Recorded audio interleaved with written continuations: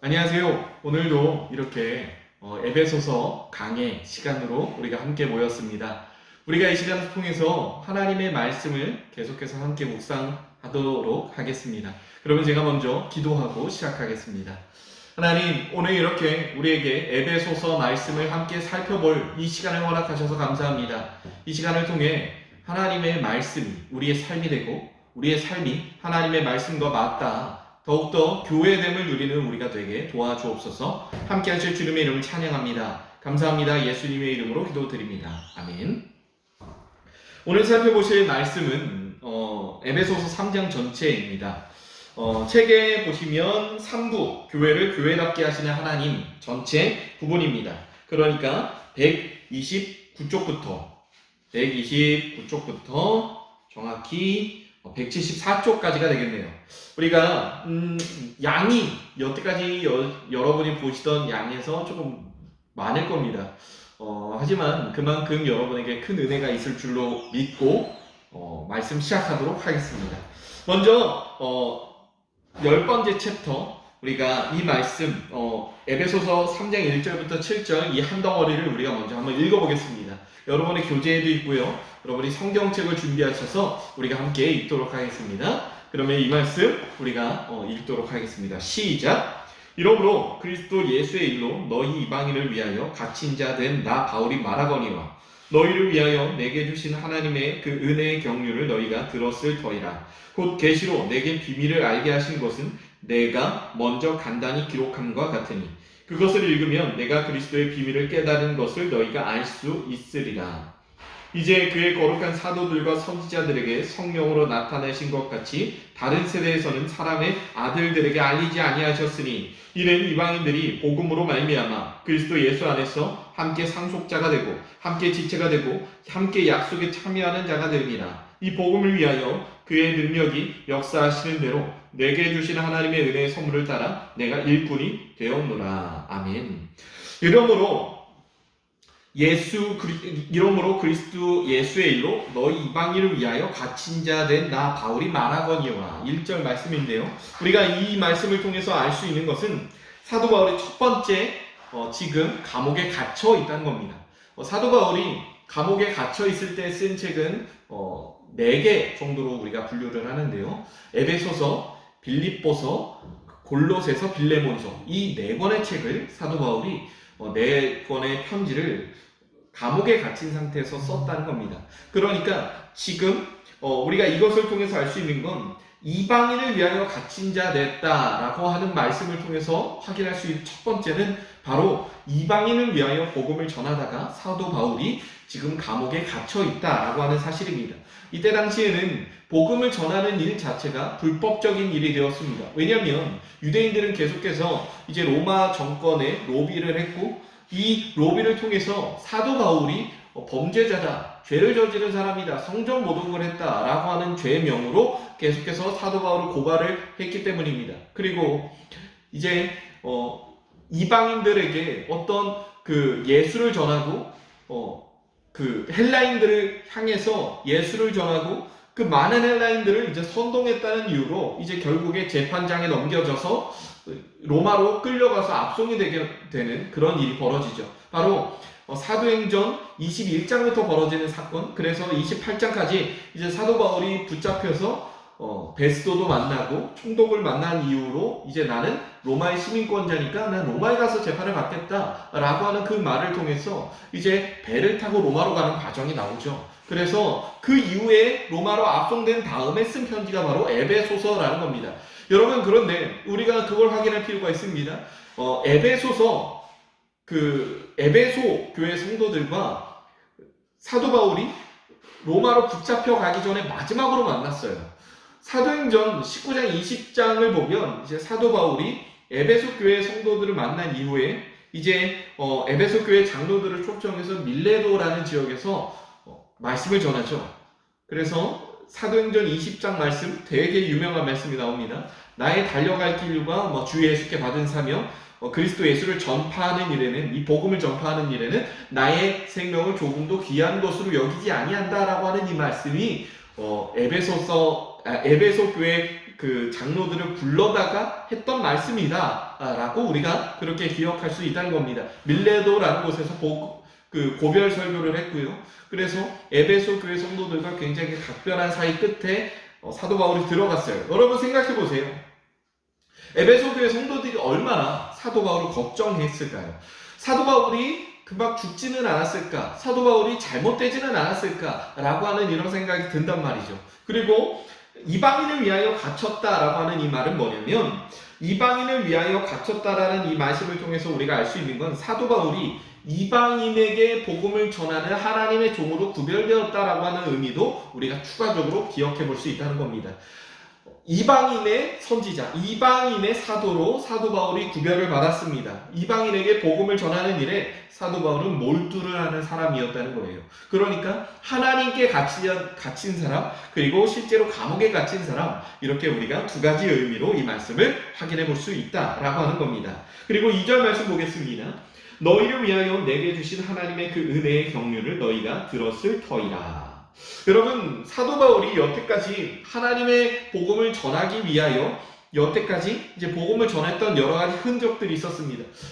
에베소 교회에 보낸 편지로 에베소서를 기억하지만 사도 바울이 그렇게 편지를 짧게 보내진 않았을 거예요. 사도 바울이 굉장히 많은 편지를 보냈지만 이 안에서 이제 성경으로 선택된 편지가 있고 성경으로 선택되지 않은 편지가 있어요. 그리고 또 하나 우리가 사도행전 말씀을 통해서 유추해 볼 수 있는 건 뭐냐면, 제가 아까도 말씀드렸지만 밀레도 고별 설교를 할 때 에베소 교회 장로들만 초청했습니다. 그러니까 장로들과 굉장히 중요한 몇몇 사람만 초청을 했다는 거죠. 그리고 거기서 하나님의 말씀을 전했고 그 이후로 이제 실제로 고별을 해서 사도 바울이 예루살렘으로 들어갔습니다.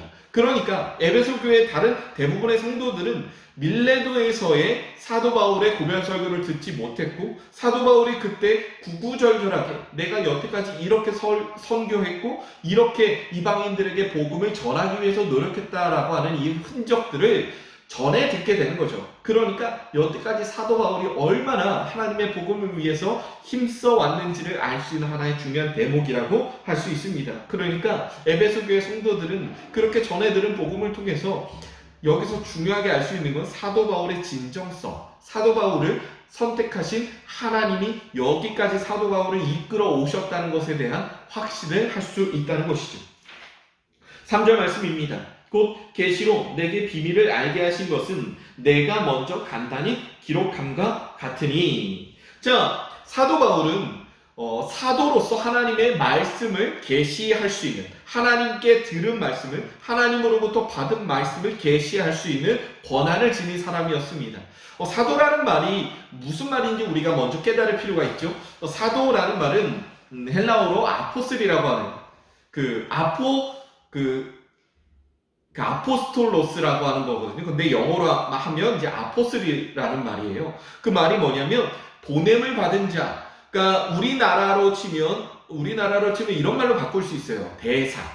그러니까 그 대사인데 특별히 보내는 전권 대사. 그러니까 대사는 그 다른 나라에 갈 때 우리나라가 이제 외교관을 파견해서 이제 대사로 보내는 일이 있잖아요. 그게 뭐냐면 대통령이 그곳에 가고 싶은데 가지 못할 상황이 있는 거죠. 그래서 대사를 보내서 그 대통령이 간 것처럼 이 사람에게 한 말, 이 사람과 협상한 것은 대통령과 협상한 것과 똑같은 효력을 지니는 그렇게 중요한 사람이 바로 대사라는 거죠. 그러니까 모든 권한을 지닌 대사, 그러니까 우리나라의 대표로 대통령의 자격으로 간 이 대사, 사도는 바로 그런 의미를 지닙니다. 사도라는 말 자체를 우리나라 말로 옮기면 전권대사, 그러니까 대사라는 말이에요.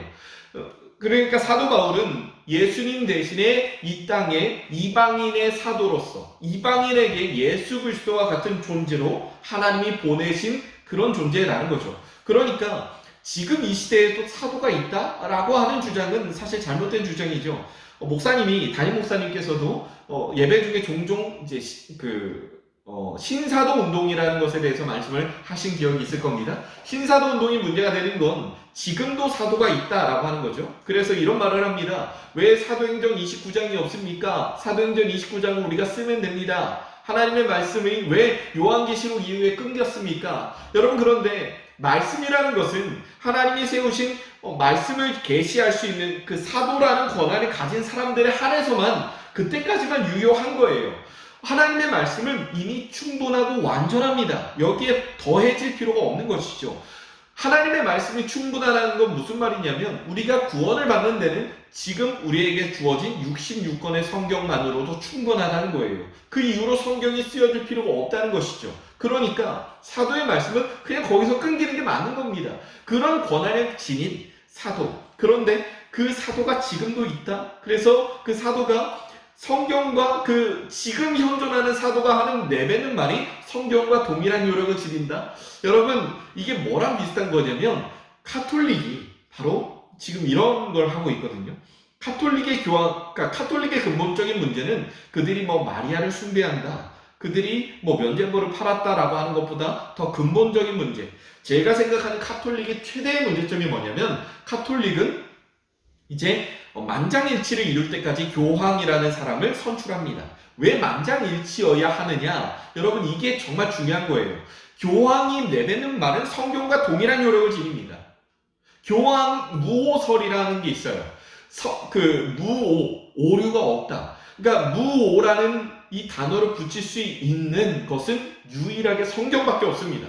하나님밖에 없어요. 하나님의 말씀이 성경밖에 없는데 교황이 무오하다? 교황이 내뱉는 말은 오류가 없다? 라고 하는 건 사실 우리가 쉽사리 받아들일 수 없는 것이죠. 교황을 숭배하고 있는 것이다 다름없는 겁니다. 교황이 내뱉는 말이 하나님의 말씀이나 다름없다라고 보는 건 사실 굉장히 무리가 있죠. 그러니까 지금도 사도가 존재한다는 말은 바로 거기서 우리가 허황되었다라고 하는 사실을 찾아볼 수 있다는 겁니다. 그렇게 사도 바울이 사도로서 계시로, 하나님이 자신에게 말씀하여 주신 계시로 미리 알게 하신 것을 내가 먼저 간단히 기록함과 같으니 4절입니다. 그것을 읽으면 내가 그리스도의 비밀을 깨달은 것을 너희가 알 수 있으리라. 사도 바울이 전하여 준 편지, 에베소서 말고도 편지가 더 있었을 수 있다라는 가능성을 제가 제시했고요. 그리고 이미 말씀으로서, 들은 계시로서 에베소 교회 장로들에게 전하여 준 말씀, 그리고 또 에베소 교회에서 가르쳤던 사도 바울의 가르침, 그리고 이 에베소서 우리가 읽고 있는, 우리가 공부하고 있는 이 에베소서 말씀을 통해서 사도 바울이 주고 있는 이 가르침 4가지를 다 포함한 이 개념을 에베소 교회 성도들이 알고 읽으면 하나님이 어떤 분이신지, 그리고 예수 그리스도가 어떤 분이신지를 알 수 있다. 여러분, 여기서 정말 중요한 게 뭐냐면 사도 바울이 사도로서 하고 있는 가장 중요한 역할이 무엇이냐? 예수 그리스도를 알리는 것이죠. 예수님이 누구인가를 알리는 것이죠. 여러분, 제가 아까 사도는 지금 우리나라로 치면 대사라고 말씀드렸습니다. 대사는 무엇을 위해서 존재하죠? 네, 우리나라를 위해서 존재합니다. 더 나아가서 우리나라의 대통령을 위해서 존재합니다. 대통령으로서 대통령의 권한을 가지고, 부여받은 권한을 가지고 나와서 우리나라의 국익을 위해서 일하죠. 사도는 자신의 사익, 개인적인 이득을 위해서 일하는 사람이 아니라 하나님을 위해서 일하는 사람입니다. 예수 그리스도가 누구인지를 드러내기 위해서 일하는 사람이라는 겁니다. 그러니까 이 말씀을 통해서 알 수 있는 건 뭐냐면 사도 바울이 사도로서 권위를 부린다라는 개념이 아니라 사도 바울은 사도로서 하나님을 알리고 예수 그리스도의 비밀을 알리는 본질적인 역할을 수행하고 있다라고 하는 개념으로 우리가 알 수 있다는 겁니다. 자, 그러면 더 나아가서 5절 말씀입니다. 이제 그의 거룩한 사도들과 선지자들에게 성령으로 나타내신 것 같이 다른 세대에서는 사람의 아들들에게 알리지 아니하셨으니, 이제 거룩한 사도들과 선지자들에게 성령으로 나타내신 것, 사도들과 선지자들에게 성령으로 나타내신 것은 무엇일까요? 신구약 성경 전체를 말합니다. 신구약 성경 전체를 통해서 예수 그리스도 복음을 나타내신 것 같이 다른 세대에서는 사람의 아들들에게 알리지 아니하셨다. 하나님의 말씀이 지금 이미 충분하게 주어졌고, 쉽게 말해서 너희는 이 말씀만 알면 충분하다는 거예요. 제가 성경이 왜 충분하고 성경이 왜 완성된 말씀인지를 알려드렸죠. 그것은 바로 우리가 구원을 받는데 이것만 알면 되기 때문에 성경은 더 이상 연장될 필요가 없다는 겁니다. 성경은 무슨 역사책이나 그런 게 아니죠. 제가 유초동부 사역을 할 때 이제 가끔 아이들에게 그런 질문을 받아요. 목사님, 왜 그 성경에는 공룡이 없어요? 왜 성경에는 우리가 알고 있는 우주에 대한 개념이 없어요? 왜 목성, 토성 이런 게 없나요? 그러면 제가 뭐라고 대답을 했냐면 이제 그런 말을 합니다. 반대로 저는 이렇게 질문을 던져요. 야, 성경에 개미핥기 들어본 적 있어? 성경에 고양이 본 적 있어? 성경에서 너 코알라 본 적 있니? 없지. 성경에서 뭐 방앗개비 본 적 있어? 여치 본 적 있어? 그런 거 못 봤잖아요. 그러니까 우리가 그것을 통해서 확인할 수 있는 건 뭐냐면 성경은 생물책이 아니라는 거죠. 지구과학책이 아니라는 거죠. 성경은 공룡이든 이런 것들은 그냥 다 나열함으로 역사를 말해주는 역사책도 아니죠. 성경이 가지고 있는 중요한 목적은 단 하나입니다. 우리의 구원을 완성시키는 책이라는 거죠. 하나님을 우리에게 알려서 우리가 구원을 받도록 인도하는 책이라는 겁니다. 그러니까 성경은 그 목적에만 충실하면 돼요. 그러니까 성경은 그 이외에 다른 것을 알릴 필요가 없다는 겁니다. 역사적 사실을 뭐 일일이 나열함으로 알려야 할 필요도 없고 한 가지 목적을 향해 있는 거예요. 바로 예수 그리스도를 알림으로 우리가 하나님의 나라 구원을 받기에 충분하게 우리를 교훈하고 있는 책이다 라고 하는 사실만 우리가 기억하면 된다는 것이죠. 그래서 그 말씀이면 충분하다. 그러니까 말씀에 우리가 더하거나 빼서는 안 된다. 이 말씀, 주어진 말씀을 충실하게 우리가 배우고 이것을 기억하면 충분하다라고 하는 사실을 우리에게 분명히 말해주고 있다는 것이죠. 이어지는 6절 말씀입니다. 이는 이방인들이 복음으로 말미암아 그리스도 예수 안에서 함께 상속자가 되고 함께 지체가 되고 함께 약속에 참여하는 자가 됩니다. 여러분, 이방인들이 여기서 정말 혁신적인 말씀이 나와요. 이방인들이 함께 복음으로 말미암아 예수 안에서 함께 상속자가 되고 누구와 함께 상속자가 된다는 것이죠?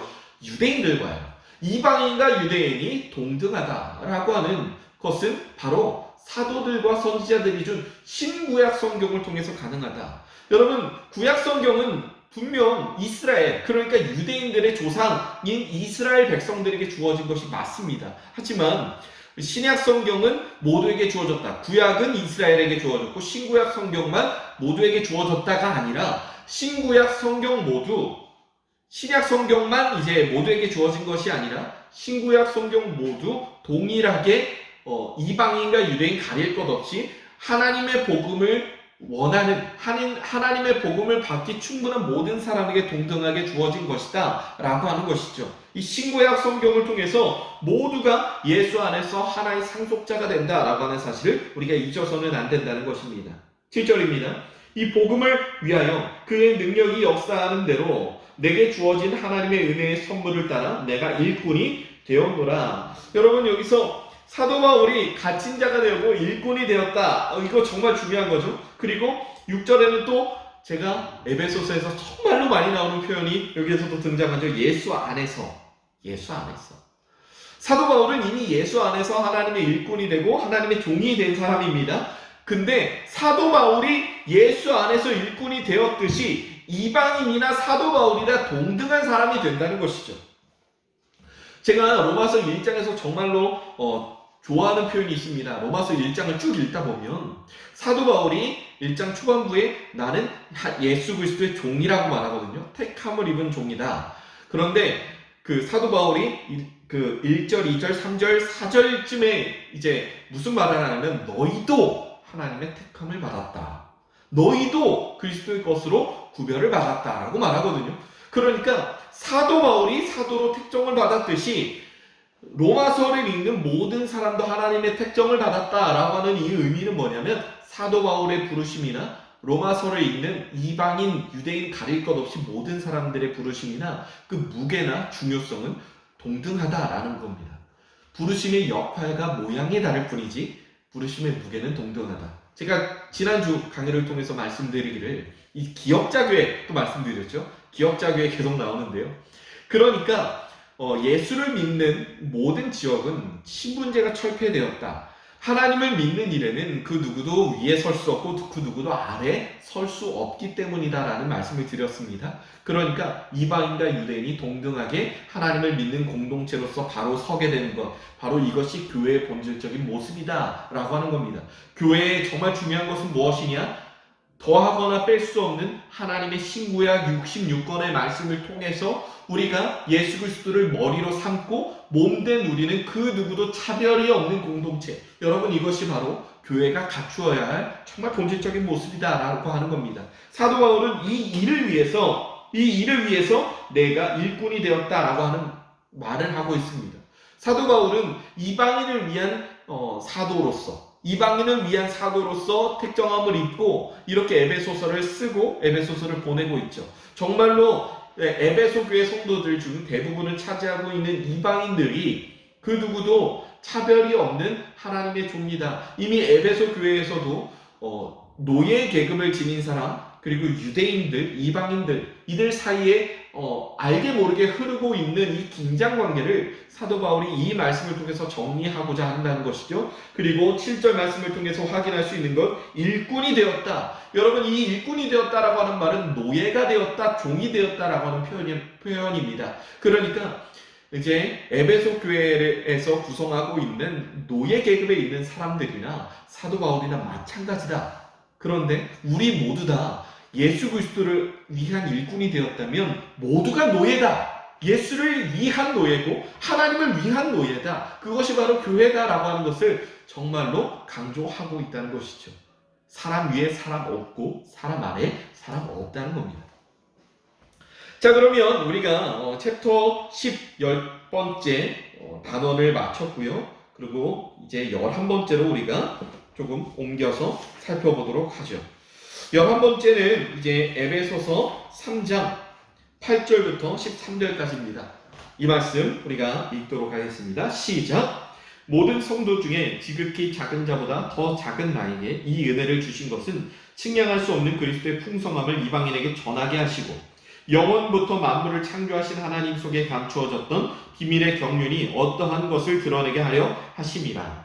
이는 이제 교회로 말미암아 하늘에 있는 통치자들과 권세들에게 하나님의 각종 지혜를 알게 하려 하심이니 곧 영원부터 우리 주 예수 그리스도 안에서 예정하신 뜻대로 하신 것이라.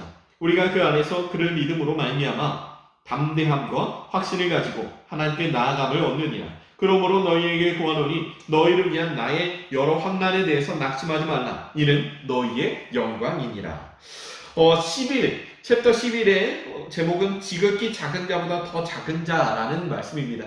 이 표현이 정말 핵심적이거든요. 우리가 먼저 8절 보도록 하겠습니다. 모든 성도 중에 지극히 작은 자보다 더 작은 나에게 이 은혜를 주신 것은 측량할 수 없는 그리스도의 풍성함을 이방인에게 전하게 하시고 7절에 일꾼이 되었다. 그러니까 이 일꾼이 노예나 종이나 마찬가지인 표현이라고 말씀드렸죠. 그 말은 뭐냐면 사도 바울이 스스로를 낮추고 있다는 겁니다. 스스로가 하나님의 일꾼이자 하나님의 노예이자 하나님의 종이라고 표현하는 거예요. 그러니까 모든 성도 중에 지극히 작은 자, 사도 바울은 내가 제일 작다라고 말하고 있는 거예요. 내가 노예니까 제일 작은 존재다. 여러분, 어떻게 이런 생각을 할 수 있을까요?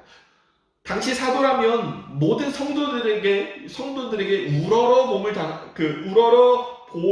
볼 수밖에 없는 그런 존재였고, 하나님의 말씀을 맡은 자였기 때문에, 계시를 하는 자였기 때문에 그 누구도 사도를 함부로 대할 수 없었습니다. 그런데 사도 바울은 일반적인 성도보다 내가 더 낫다라고 하는 말은 더 나은 존재가 아니라 더 낮은 존재다라고 하는 이 말은 우리가 어떻게 해석할 수 있냐면, 사도 바울은 늘 하나님의 시선으로 자기 자신을 볼 줄 알았다는 거죠. 여러분, 우리가 어떻게 낮아질 수 있을까요? 하나님의 시선으로 나를 보면 낮아질 수 있습니다. 내가 별거 아닌 존재라는 걸 아는 거예요. 저는 늘 그래요. 어떤 분이 저를 이제 칭찬을 해주시면 사실 저도 인간인데 그게 기분이 안 좋을 리 있나요? 그런데 그 말을 듣고 제가 기분이 좋지만 한편으로 그런 생각이 드는 거예요. 나 그 정도 아닌데. 나 그만큼 대단한 사람 아닌데 라고 하는 생각이 제 안에는 늘 있습니다. 그러니까 이제 늘 그런 마음을 갖는 것이 너무 중요한 것 같아요. 제가 그런 마음을 가질 수 있는 건 뭐냐면 하나님의 시선으로 나를 봤을 때 얼마나 부족한 게 많을까라고 하는 생각을 제가 늘 합니다. 그러니까 사도 바울은 늘 그 연습이 되어 있었던 것 같아요. 하나님의 시선으로 나 자신을 볼 때 나는 너무나도 지극히 나쁜 사람이고 악한 사람이고 약한 사람이고 낮은 사람이라는 것이죠. 다른 사람들의 시선으로 나를 보는 것이 아닙니다. 여러분 생각해 보세요. 사도 바울에게 누가 칭찬을 합니다. 대단한 사람입니다. 사도 바울의 그 편지 하나하나를 읽을 때 사도 바울이 참 대단한 사람입니다라고 했을 때 사도 바울이 예, 제가 좀 그렇습니다라고 하면 얼마나 좀 재수가 없을까요? 만약에 여러분이 저에게 어떤 칭찬을 해주실 때 오늘 설교가 괜찮았습니까? 다 찬양이 괜찮았습니다. 강의가 괜찮았습니다라고 칭찬을 해주실 때 제가 좀 하죠. 이런 말하면 여러분 얼마나 그게 좀 그래요. 그러니까 여기서 정말 중요한 건 뭐냐면 사람의 시선으로 사람의 기준으로 나를 보는 게 아니라 하나님의 기준과 관점으로 나를 봤을 때 내가 얼마나 이 일을 감당하기에 부족한 사람인가를 스스로 경험하고 스스로 인식하게 된다면 그 사람은 하나님께서 계속해서 쓰실 수 있는 사람이 된다는 것이죠. 그러니까 사람이 나를 볼 때 어떠할 것인가에 집중하는 것이 아니라 하나님이 나를 바라보실 때 어떠할 것인가에 집중하는 사람이 되어야 한다는 것입니다. 그래서 그리스도의 풍성함, 그러니까 나 자신에게 집중되어 있는 시선을 예수님께로 옮기니까 측량할 수 없는 그리스도의 풍성함이 늘 보인다는 것이죠. 이것을 이방인에게 전하는 것이 사도 바울의 역할이다. 9절입니다. 영원부터 만물을 창조하신 하나님 속에 감추어졌던 비밀의 경륜이 어떠한 것을 드러나게 하심이라. 영원부터, 그러니까 이 만물을 창조하신 하나님의 창조의 하나님, 제가 늘 성경을 보면서 뭘 보게 되냐면 믿음의 선조들은요 하나님의 크심을 말할 때마다 늘 창조의 하나님을 고백해요. 왜냐하면 창조의 하나님은 그 어떤 하나님의 그 측량할 수 없는 은혜와 사랑과 능력을 표현할 때 가장 큰 능력을 말할 수 있는 표현이거든요. 왜냐하면 창조의 하나님은 그 어떤 신도 흉내낼 수 없는 모습이에요. 이 세상을 만드시고 없는 것을 있는 것으로 하시고 존재하지 않던 무에서 유의 상태로 말씀 한 번으로 막 바꾸실 수 있는 분. 여러분 이게 어떤 표현이랑 연결이 되냐면 우리 안에 생명이 없었는데 하나님의 그 예수 그리스도의 그 사역 한 번이면 십자가의 죽음 한 번으로 우리에게 없었던 생명이 생겨나게 하시고 우리 안에 없었던 의가 생겨나게 하시는 창조의 하나님, 놀라우신 창조의 하나님이 그 비밀의 경륜이 어떠하신 것을 드러내야 창조의 하나님을 우리가 알아야 우리가 구원을 받기에 합당한 영광으로 나아갈 수 있다는 것이죠. 10절입니다. 이는 이제 교회로 말미암아 하늘에 있는 통치자들과 권세들에게 하나님의 각종 지혜를 알게 하려 하심이니. 교회로 말미암아 하늘에 있는 통치자들과 권세에게 하나님의 각종 지혜를 알게 한다. 하늘에 있는 통치자들과 권세들, 여기서 말하는 하늘은 바로 2층 천을 말합니다. 우리가 가시적으로 보는 하늘, 그게 1층 천, 정사와 권세, 통치자들과 권세들이 다스리고 있는 하늘 2층 천, 하나님이 계신 하늘 3층 천. 우리가 머물고 우리가 안간힘을 쓸 수 있는 1층 천에서의 권력이 아니라 하나님이 우리에게 역사하시는 권력, 하나님의 능력이 얼마나 크신지를 알게 하는 권력. 여러분, 우리의 머리가 예수 그리스도이기 때문에 우리가 지금 머물고 있는 것이 1층 천에 불과한 곳이라도 3층 천, 이 모든 것을 다스리는 창조 하나님의 능력이 미치는 이 교회 공동체라는 것을 우리가 알아야 한다는 거예요. 세상에서의 우리는 능력이 없어요. 세상에서의 우리는 힘이 없어요. 그렇지만 교회 안에서의 우리는 놀라운 능력이 있습니다. 왜요? 하나님이 우리와 함께 하시기 때문에요. 하나님이 우리를 다스리시기 때문이에요. 우리가 그 3층 천의 하나님의 능력을 그리스도를 머리로 삼은 교회 안에서는 누릴 수 있거든요. 우리가 그걸 알아야 한다는 겁니다. 11절, 곧 영원부터 우리 주 예수 그리스도 안에서 예정하신 뜻대로 하신 것이라. 영원부터 여러분 9절 말씀을 보면 영원부터 만물을 창조하셨다고 말하는데요. 11절도 영원부터 우리를 예정하셨다라고 말합니다. 이 말은 뭐냐면 이 세상이 창조되기 전부터 우리를 계획하셨다. 이 세상이 창조되기 전부터 우리 교회를 계획하셨다. 우리가 하나 되게 하심을 계획하셨고 그 능력을 우리에게 부어주셨다라고 하는 것이죠. 하나님의 능력이 이렇게 놀랍다는 겁니다.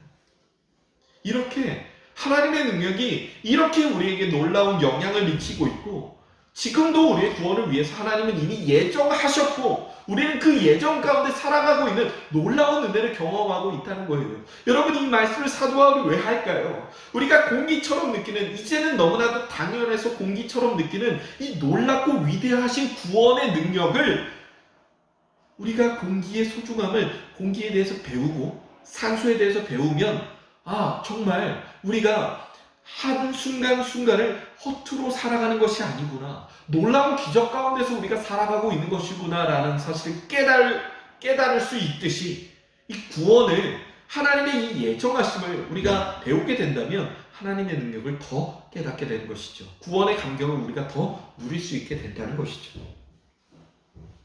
12절입니다. 우리가 그 안에서 그를 믿음으로 말미암아 담대함과 확신을 가지고 하나님께 나아감을 얻느니라. 여러분 우리가 그 안에서 바로 예수 안에서 11절에 보면 예수 안에서 에베소서에서 계속해서 흐르고 있는 주제가 뭐냐? 예수 안에서 머물고 있는 공동체라는 거죠. 교회는 예수 안에 머물러 있는 사람들이 모인 공동체입니다. 예수 안에 있으니까 한 몸이죠. 예수 안에서 예수를 믿음으로 말미암아 담대함과 확신을 가지고 하나님께 나아감을 얻느니라. 하나님께 나아가는 일은 쉬운 일이 아닙니다. 여러분 구약의 레위기를 보면 대제사장이 하나님께 나아가는 거 쉽지 않았어요. 하나님의 존재를 상징하는 언약궤로 나아가는 거 1년에 대속제 한 번, 이스라엘 달력상 7월 15일에 나갑니다. 그래서 나아가는데 여기서 말씀드리는 건 방울을 달고 나아가진 않았어요. 여러분 그건 잘못된 정보고요.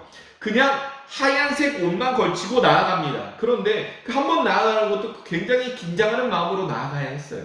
하나님의 존재를 대하는 거, 마주 대하는 거 쉽지 않았기 때문에. 그런데 예수 그리스도의 죽음으로 성소의 휘장이 위에서 아래로 찢겨 내려갔습니다. 하나님과 우리 사이를 가로막고 있는 그 휘장이 없어져 버렸어요. 우리는 누구든 예수 안에서 담력을 얻고 하나님께 나아감을 얻는 존재가 되었습니다. 여러분 이 사실이 놀라운 거예요. 13절입니다. 그러므로 너희에게 구하노니 너희를 위한 나의 여러 환난에 대해서 낙심하지 말라. 이는 너희의 영광이니라. 여러분 이게 뭐냐면 여기서 정리하고자 하는 말이 뭐냐면 사도 바울이 뭐 하다가 잡혀갔죠? 복음 전하다가 잡혀갔습니다. 복음 전하다가 잡혀간 사도 바울의 갇힘을 너희의 잘못으로 스스로 생각하지 말라는 거죠. 사도 바울이 이제 예루살렘으로 들어갔고 로마로 압송되어가는 과정 직전까지 함께 했던 사람들이 바로 에베소 교회 성도들이었습니다. 에베소 교회 성도들이 이제 사도 바울이 잡히기 직전까지 함께하고 있었기 때문에 죄책감을 갖고 있을 수밖에 없었고 사도 바울을 늘 걱정할 수밖에 없었는데 이방인을 향해 복음을 전하다가 잡혀 들어간 사도 바울의 이 붙잡힘이 너희들 때문이라고 생각하지 말아라. 이는 너희의 영광이다. 뭐냐면 사도 바울의 붙잡힘이 된 것이 정말로 잘된 일이라는 거죠. 왜냐? 그로 인해서 에베소 교회 성도들이 구원을 얻었다. 그러니까 나는 이게 너무나도 행복하고 너무나도 기쁘고 너희가 하나님의 면류관을 쓴 너희가 구원을 받게 되는 이 놀라운 일을 경험했다는 것을 나는 늘 기뻐한다. 이 일은 반드시 일어나야 했던 일이고 이 일이 일어났기 때문에 나도 기쁘고 하나님도 기뻐하니 너희도 기뻐하라라는 겁니다.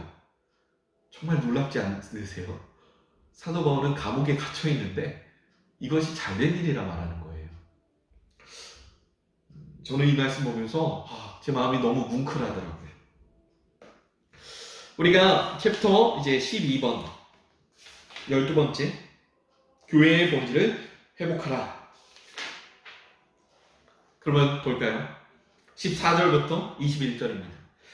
이러므로 내가 하늘과 땅에 있는 족속에게 이름을 주신 아버지 앞에 무릎을 꿇고 비노니 그의 영광의 풍성함을 따라 그의 성령으로 말미암아 너희 속사람을 능력으로 강건하게 하시오며 믿음으로 말미암아 그리스도께서 너희 마음에 계시게 하시옵고 너희가 사랑 가운데서 뿌리가 박히고 터가 굳어져서 능히 모든 성도와 함께 지식에 넘치는 그리스도의 사랑을 알고 그 너비와 길이와 높이와 깊이가 어떠함을 깨달아 하나님의 모든 충만하신 것으로 너희에게 충만하게 하시기를 구하노라.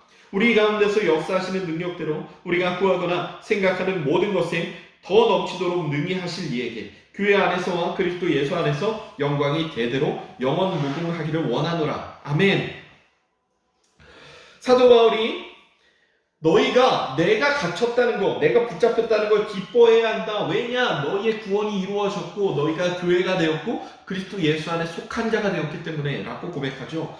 그래서 이러므로 내가 하늘과 땅에 있는 각 족속에게 이름을 주신 아버지 앞에 무릎을 꿇고 비노니 사도 바울이 기도를 하고 있는데요. 이게 무슨 기도냐? 여러분, 하늘과 땅에 있는 각 족속에게 이름을 주셨다. 여러분, 이게 이름을 주셨다는 거 굉장히 중요합니다. 하나님이 아담을 만드시고 아담에게 맨 처음 명령하신 게 뭐냐? 이 세상에 있는 각종 생명체에게 이름을 지으라는 거였어요. 창세기 2장을 보시면 나오거든요. 이름을 주라는 건 뭐냐면 우리가 아버지로서 제가 자녀의 이름을 지었습니다. 저희 쌍둥이 이름이 첫째는 희찬이고 둘째는 은찬입니다. 제가 어떤 이름을 지을까 반년 동안 굉장히 많은 고민을 했어요. 그래서 제가 내린 이름의 결론이 바로 희찬이와 은찬인데요. 희찬이라는 이름은 기쁠 희에 찬양 찬을 썼습니다. 그러니까 제가 이 아이를 갖고 처음 느낀 마음은 하나님께 정말 기쁨의 찬양으로 이 아이를 올려드립니다라는 마음이었어요.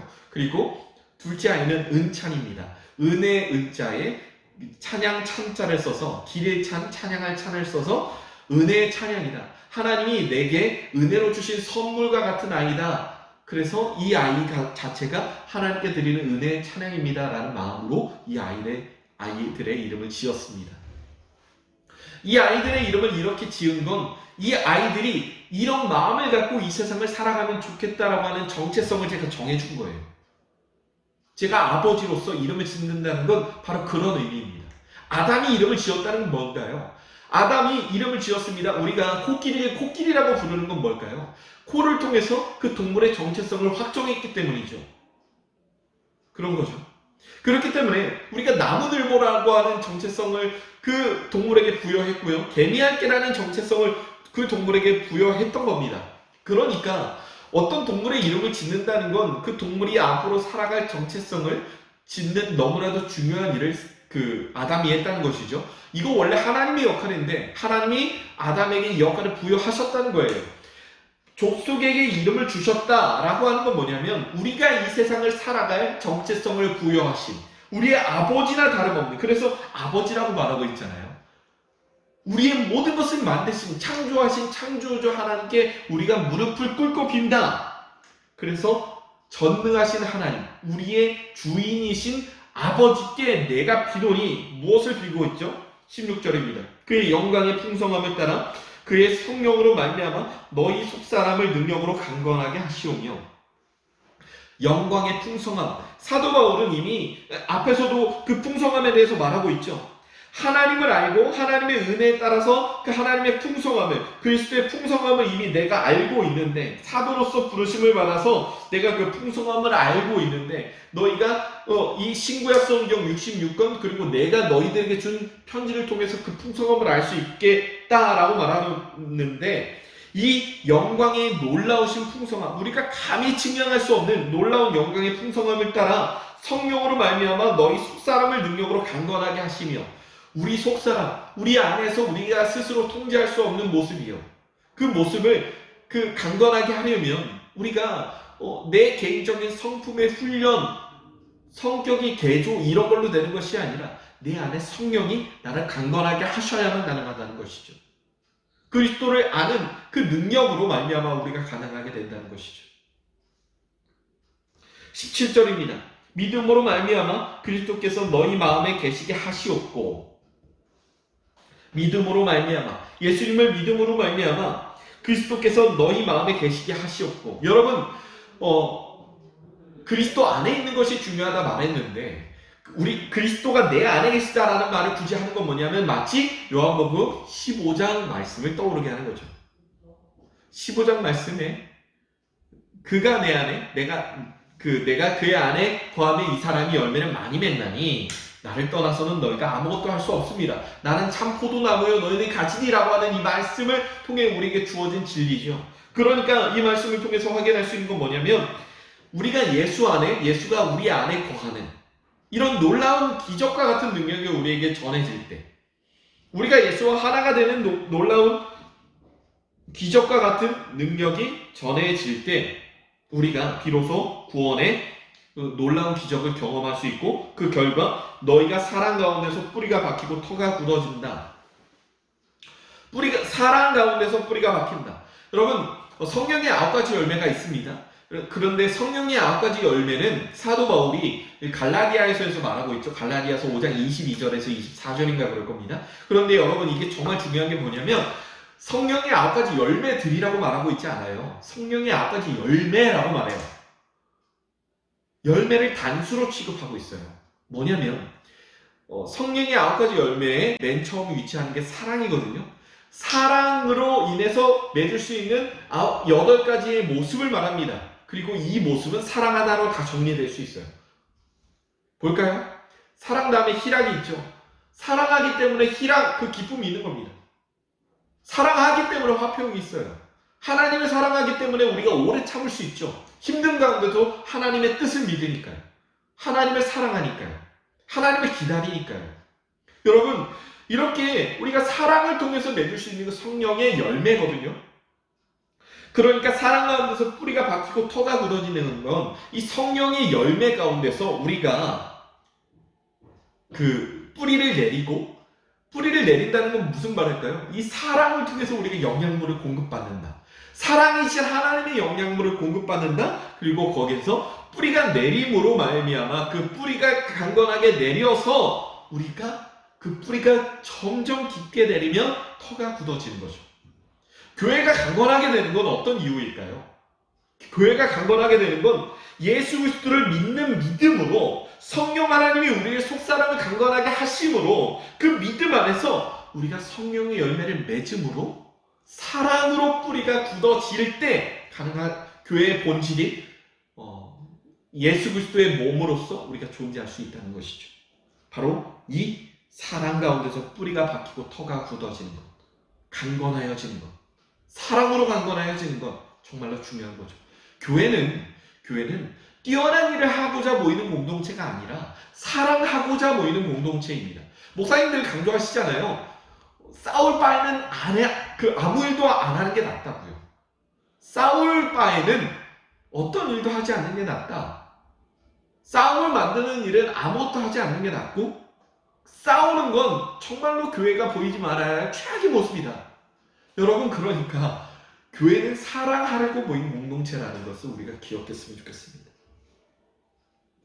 18절입니다. 능히 모든 성도와 함께 지식에 넘치는 그리스도의 사랑을 알고 모든 성도와 함께 지식에 넘치는 그리스도의 사랑을 알고 그러니까 모든 성도가 함께 한 몸이 되어서 지식에 넘치는 그러니까 넘친다는 건 우리가 알고 있는 것 이상의 예수 그리스도가 얼마나 우리에게 큰 사랑을 보여주시는지를 우리가 기존에 알고 있었던 것에 더 넘치는 사랑 우리의 머리와 우리의 생각으로서는 절대로 이해할 수 없고 절대로 받아들일 수 없는 그 놀라운 사랑을 우리가 알게 되기를 원한다라고 하는 거죠. 19절입니다. 그 너비와 길이와 높이와 깊이가 어떠함을 깨달아 하나님의 모든 충만하신 것으로 너에게 충만하게 하시기를 구하노라. 너비와 길이와 높이가 깊이가 어떠함을 깨달아. 너비, 길이, 높이, 깊이 측량할 수 없습니다. 우리 찬송가 304장인가요? 그 크신 하나님의 사랑 측량할 수 없잖아요. 하늘을 두루마리 삼고 바다를 먹물 삼아도 하나님의 사랑 다 기록할 수 없다고 말하잖아요. 그 하나님의 사랑이 얼마나 충만한지, 얼마나 우리가 측량할 수 없는지를 우리가 깨달아 아는 것 너무나도 중요하다는 것이죠. 20절입니다. 우리 가운데서 역사하시는 능력대로 우리가 구하거나 생각하는 모든 것에 더 넘치도록 구하실 능히 하실 이에게 우리 가운데서 역사하시는 능력대로 우리가 구하거나 생각하는 모든 것에 더 넘치도록 능히 하실 이에게 우리가 구하는 것, 우리 인간의 생각을 모두 뛰어넘죠. 여러분, 우리는 내가 이것이 필요할 것 같아서 기도합니다. 그런데 우리의 아버지는 우리가 구하지 않은 것조차 주세요. 우리에게 정말로 필요한 게 뭔지 아시니까요. 그러니까 하나님의 생각은 늘 우리의 생각을 뛰어넘습니다. 제가 전에 설교 중에도 말씀드린 게 뭐냐면, 유한한 존재인 우리는 무한하신 하나님을 담아낼 수 없습니다. 유한한 존재인 우리는 무한하신 하나님을 깨달을 수 없습니다.